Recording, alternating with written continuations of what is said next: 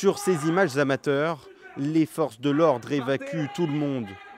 À Strasbourg, c'est une véritable chasse à l'homme qui est lancée. Quelques heures plus tôt, vers 19h50, un homme de 29 ans a ouvert le feu dans le cœur historique.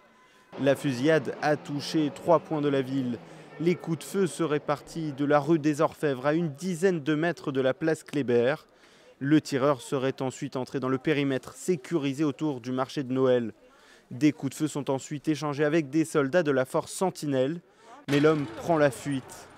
Depuis Strasbourg, le ministre de l'Intérieur Christophe Castaner a détaillé le dispositif mis en place pour retrouver l'individu.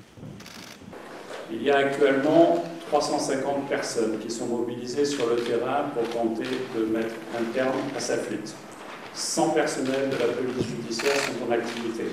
2 hélicoptères, les brigades et les services du RAID, de la BRI, mais aussi les soldats de Sentinelle sont sur le terrain. Le suspect a rapidement été identifié. Il s'agit d'un Strasbourgeois fiché S selon la préfecture du Bas-Rhin, suivi pour radicalisation depuis plusieurs années. L'homme avait déjà été condamné en France et en Allemagne pour des faits de droit commun.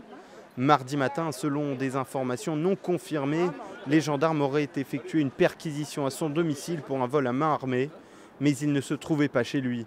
La section antiterroriste du parquet de Paris s'est saisie des faits et a ouvert une enquête pour assassinat et tentative d'assassinat en relation avec une entreprise terroriste. Le niveau de vigilance a de son côté été relevé. La France passe en urgence attentat, le plus haut niveau du plan Vigipirate.